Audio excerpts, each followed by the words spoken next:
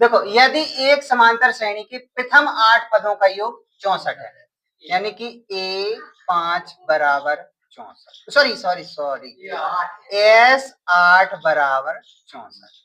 कौन से? S8 बराबर है 64, क्योंकि पदों का योग के लिए S लगता है।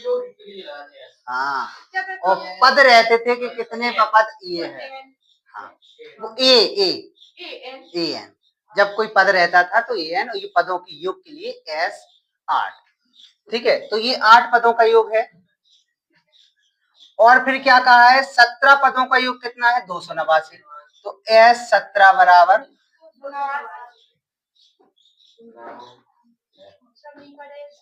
चलो इन समीकरण 1 और 2 को खोलेंगे और हल करने की कोशिश करते हैं अपन लोग। तो देखो, जहां एस एन बराबर होता है n/2 bracket 2a bracket n - 1 into T, ये होता है। तो S8 बराबर n का मान 8/2 2a प्लस n की जगह 8 - 1 और d ब्रैकेट 1। देखो n की जगह तुम्हें कितना रखना पड़ेगा? 8 ही रखना पड़ेगा, क्योंकि S8 है। और S8 का मान कितना है? 64। 2 से काटो, 2 चौको 8, तो ये 4 हो जाएगा। 2a plus 7d bracket 1। और हल करेंगे तो ये 4/, में चले जाएंगे, तो 64/4 बराबर 2a प्लस 7d। 4 से काटो, 16 चौको 64, 16 आ गए। 16 बराबर 2a प्लस 7d। तो ये 16 बराबर 2a प्लस 7d आ गया। ठीक है, ऐसे सेम इसे करेंगे S17 को, तो ये भी हो जाएगा। Sn बराबर फॉर्मूला रखेंगे n/2 bracket 2a plus n - 1 into D bracket 1।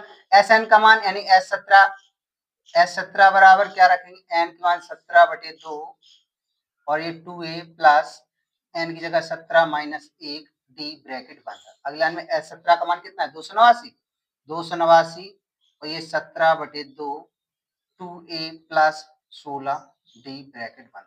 अगली लाइन में ये 17 2 इधर गुणा में जाएंगे, 17 भाग में जाएंगे, तो 289/17 गुणे 2, यही होगा कि नहीं? 2 गुणा में और 17 में, तो ये हो जाएंगे 2a प्लस 16d। ठीक है, 17 से काटो, 17 बार में 289, 17 दूनी 34 बराबर 2a प्लस 16d। ये तुम्हारे दो समीकरण 1 और 2 थे ना, ये तुम्हारा समीकरण 1 था, ये समीकरण तुम्हारा 2 था।